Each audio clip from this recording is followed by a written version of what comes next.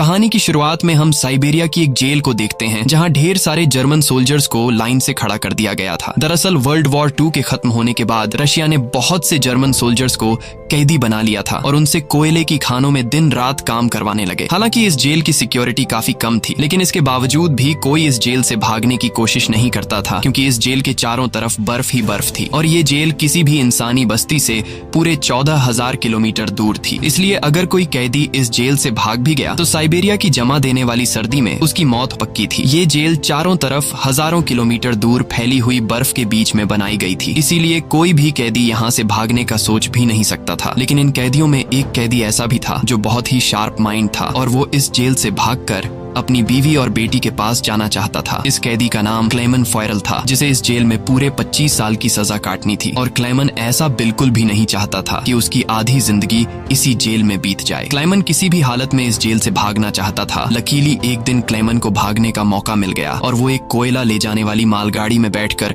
इस जेल से भाग निकला। अब जेल के बाहर जब उसने खुले आसमान में सितारों को देखा तो वो खुशी से झूम उठा, लेकिन ये खुशी कुछ ही देर की मेहमान थी। थोड़ी दूर चलने के बाद उस मालगाड़ी को रोक दिया गया और जब क्लेमन ने बाहर झांक कर देखा तो एक रशियन सोल्जर बंदूक ताने उसके सामने खड़ा था। बदकिस्मती से यहाँ क्लेमन पकड़ा गया और जेल से भागने के जुर्म में उसे एक ओपन एयर सेल में बंद कर दिया गया। सर्दी बहुत ज्यादा थी और रात में होने वाली बारिश ने क्लेमन की हालत खराब कर दी थी। उस सेल में क्लेमन को कुछ घंटों के लिए नहीं बल्कि पूरे 2 दिनों तक रखा गया। अब पूरे 2 दिन बाद अगली सुबह जेल का वार्डन उसके पास आया और उसे सेल से बाहर निकालकर उससे कुछ भी टॉर्चर नहीं किया गया। बस सिर्फ ये बोला कि तुम्हारे साथी बेसब्री से तुम्हारा इंतजार कर रहे हैं। अब जब क्लेमन अपने साथियों से मिला तो वो सब लाठियां और डंडे लेकर उसका इंतजार कर रहे थे। वो सब क्लेमन पर बहुत गुस्सा थे, क्योंकि क्लेमन के भागने की वजह से उन सबको पिछले 2 दिनों से भूखा रखा गया था। और क्लेमन को अब वार्डन की बात समझ में आ गई कि उसने क्यों कहा था कि तुम्हारे साथी तुम्हारा इंतजार कर रहे हैं। अब क्लेमन को देखते ही बाकी कैदियों ने उस पर हमला कर दिया और उसे बहुत बुरी तरह से मारा। इस मारपीट में क्लेमन इतना जख्मी हो गया कि उसे जेल के हॉस्पिटल में एडमिट करना पड़ा। इस जेल का डॉक्टर भी एक जर्मन कैदी था। जैसे ही क्लेमन होश में आया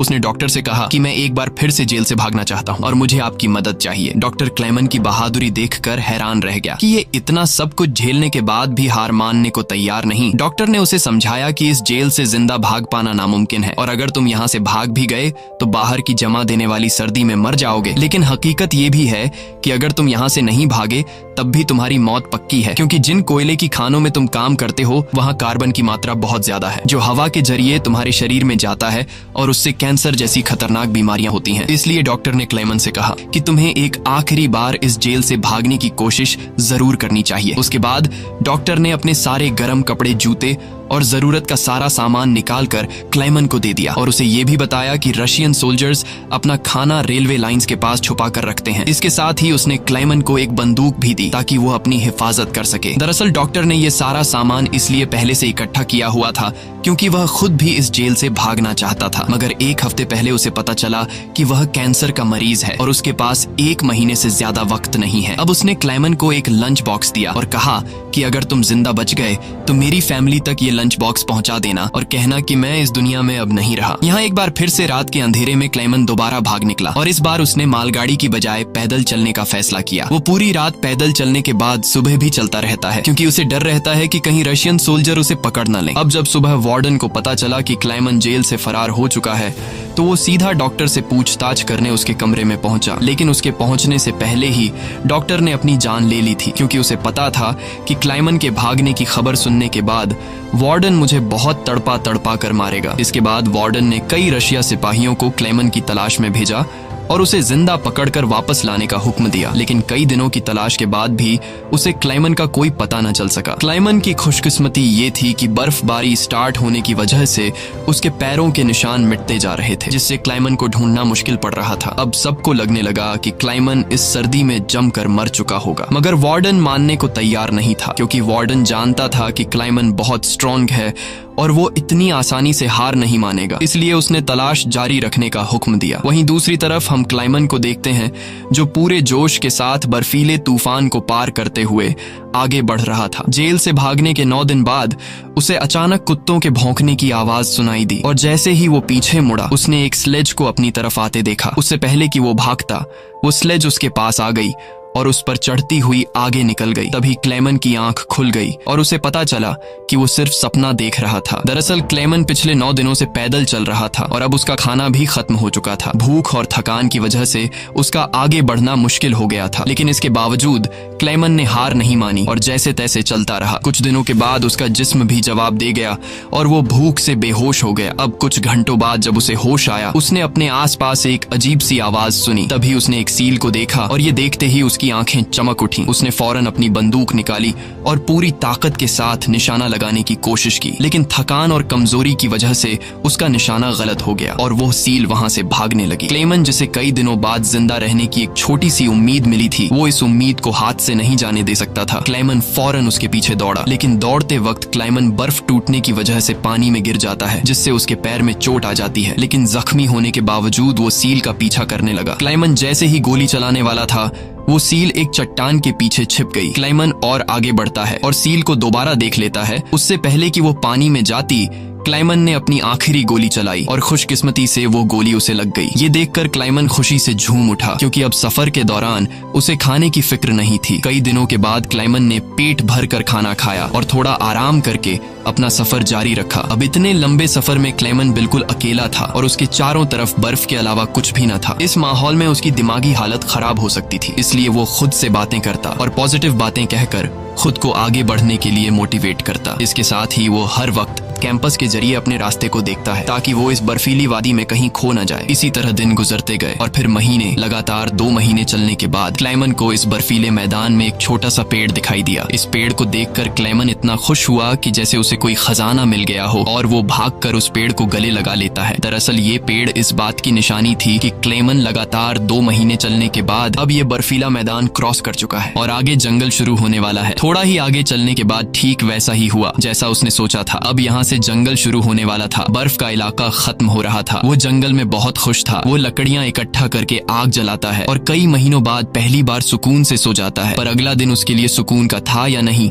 ये कोई नहीं जानता। दूसरी तरफ हम वार्डन को देखते हैं, जो अब भी क्लेमन की तलाश में था और उसने अपनी सर्च पार्टी को हुक्म दिया कि वो 500 किलोमीटर के दायरे में क्लेमन की तलाश करें। वहीं क्लेमन एक जंगल से होता हुआ आगे बढ़ रहा था कि अचानक वहां एक बर्फीला तूफान आ गया। ये तूफान इतना तेज था कि बड़े बड़े पेड़ भी जमीन से उखड़कर गिरने लगे। क्लेमन जैसे ही आगे बढ़ने की कोशिश करता है, एक बड़ा सा पेड़ सीधा उस पर गिर जाता है। क्लेमन की किस्मत अच्छी थी कि शाम में 2 आदमी यहाँ से गुजरे जो सोने की तलाश में थे। उन्होंने क्लेमन को देख लिया और वक्त पर उसकी जान बचा ली। उसके बाद ये तीनों एक साथ आगे बढ़े और कई दिनों के सफर के बाद बर्फीले मैदान से बाहर निकल आए। रास्ते में उन्हें एक दरिया मिला, जिसे पार करने के लिए उन्होंने लकड़ी की एक कश्ती बनाई। दरिया पार करते वक्त वह आपस में बातें करने लगे और एक दूसरे को बचपन के किस्से सुनाने लगे। लेकिन इसी बीच दरिया का बहाव तेज हो गया और कश्ती काबू से बाहर होने लगी। ऐसे में एक साथी का तवाजुन बिगड़ गया और वह सीधा पानी में जा गिरा।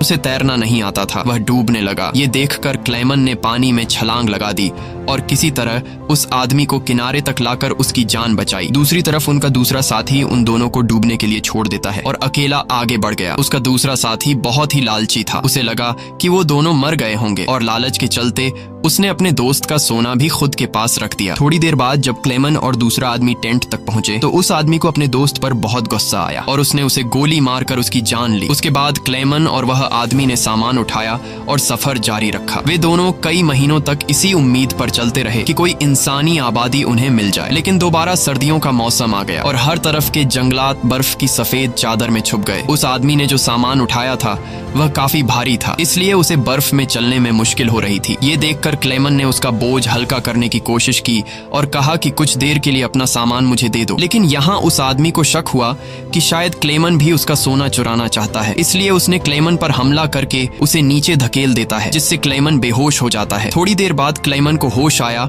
तो उसने देखा कि भेड़ियों का एक झुंड उसकी तरफ आ रहा है। अपनी जान बचाने के लिए वो एक दरख्त पर चढ़ने लगता है, लेकिन पेड़ पर चढ़ते वक्त एक भेड़िया उसका पांव पकड़ लेता है। लेकिन दरख्त कमजोर था और दरख्त दरमियान से टूट गया, जिससे क्लेमन नीचे गिर पड़ा। अब क्लेमन को लगा कि उसकी मौत पक्की है। तभी अचानक गोली चलने की आवाज आई। क्लेमन ने आंखें खोली तो उसने देखा कि कुछ भेड़िए मर चुके हैं और जो जिंदा थे वह भाग चुके हैं। दरअसल इलाके के शिकारियों ने आकर उसकी जान बचाई। वो उसे अपने गांव ले गए, जहां गांव के लोगों ने उसका इलाज किया। बरसों की मेहनत के बाद क्लेमन एक इंसानी आबादी तक पहुंच चुका था। लोगों को देखकर उसे बेहद खुशी हुई। कई दिनों तक वो गांव में रुका रुका और लोगों ने उसकी खूब खातिरदारी की। एक दिन गांव में एक लेटर आया जो किसी और का नहीं बल्कि खुद वार्डन का था। इसमें लिखा था कि एक जर्मन फौजी हमारी जेल से फरार हो चुका है और अगर किसी ने उसे पनाह दी तो वह गद्दार कहलाएगा। अब ना चाहते हुए भी क्लेमन को यह गांव छोड़ना पड़ा, क्योंकि अगर वो यहाँ से नहीं जाता तो वार्डन इस गांव वालों को भी सजा देते। जाने से पहले गांव के लोगों ने उसे खाने पीने का सामान और एक शिकारी कुत्ता दे देते हैं। इस लंबे सफर में अब क्लेमन का एक साथी भी बन गया है, इसलिए अब उसे अकेलापन महसूस नहीं हो रहा था। वे दोनों कई दिनों तक चलते रहे। रास्ते में उन्हें एक लकड़ी की फैक्ट्री नजर आई और कुत्ता खाने की तलाश में उसकी तरफ दौड़ा। अब क्लेमन अपने कुत्ते को बचाने के लिए मिल के अंदर गया। वहां वर्करों ने क्लेमन को पहचान लिया और उसे मालिक के पास ले गए। वहां जाकर क्लेमन ने मालिक को अपनी पूरी कहानी सुनाई, जिससे सबको क्लेमन पर तरस आया। उन्होंने उसे खाना खिलाया और जर्मनी जाने वाली ट्रेन में बिठा दिया। क्लेमन खुश था कि वह जल्द अपने घर पहुंच जाएगा, लेकिन वो नहीं जानता था कि मिल के मालिक ने उसकी खबर वार्डन को दे दी है। अब वार्डन अपने सिपाहियों के साथ स्टेशन पर उसका इंतजार कर रहा था, लेकिन स्टेशन पहुंचने से पहले क्लेमन ने दूर से रशियन सोल्जर्स को देख लिया और मौका मिलते ही ट्रेन से कूदकर भाग निकला। मगर बदकिस्मती से रशियन सिपाहियों ने उसे देख लिया और उसका पीछा करने लगे। क्लेमन ने जल्दी से पटरियां पार की, लेकिन अचानक न जाने वार्डन कहां से सामने आ गया। ये देखकर क्लेमन का दिल घबरा गया, क्योंकि अब उसे लगा कि उसकी बरसों की मेहनत जाया हो गई। अब इससे पहले कि वार्डन उसे गिरफ्तार करता, क्लेमन के कुत्ते ने वार्डन पर हमला करके उसे काट लिया और यूं एक बार फिर से क्लेमन को भागने का मौका मिल गया और वह पूरी जान लगाकर यहाँ से भागने लगा। लेकिन तभी उसे गोली चलने की आवाज आई और जब उसने पीछे मुड़कर देखा तो उसने अपने कुत्ते को मरा हुआ देखा। ये देखकर क्लेमन को काफी दुख हुआ, लेकिन इसके बावजूद भी वो रुका नहीं और अपनी पूरी ताकत से आगे बढ़ता रहा। उसके बाद वो पुल के ऊपर चढ़ा और नीचे से गुजर रही ट्रेन के ऊपर कूदकर वहां से भाग निकला और कुछ इस तरह से वो वार्डन के हाथों से फिर बच निकला। अब ऐसे ही दिन गुजरते गए और क्लेमन आहिस्ता आहिस्ता इस सफर में आगे बढ़ता रहा। देखते ही देखते साल 1952 आ गया और अब क्लेमन को जेल से भागे हुए पूरे 7 साल हो चुके थे। वो उस वक्त सेंट्रल एशिया में था और एक गांव के मेले में इधर उधर भटक रहा था। उस मेले में उसने खाने पीने की अलग अलग चीजें देखी। खाने को तो उसका मन कर रहा था, लेकिन उसके पास पैसे नहीं थे, इसलिए वो दिल पर पत्थर रखकर आगे बढ़ गया। तभी उसकी नजर 2 लड़कियों पर पड़ी जो मेले में पैनकेक्स बेच रही थी। क्लेमन ये पैनकेक तो खाना चाहता था, लेकिन उस बेचारे की जेब में 1 पाई तक नहीं थी, इसलिए वो मायूस होकर आगे चलने लगा। पर तभी उनमें से एक लड़की को उस पर तरस आ गया और उसने पैनकेक का एक हिस्सा तोड़कर क्लेमन को दे दिया। पहले तो क्लेमन को थोड़ा अजीब लगा, फिर उसने लड़कियों का शुक्रिया अदा करते हुए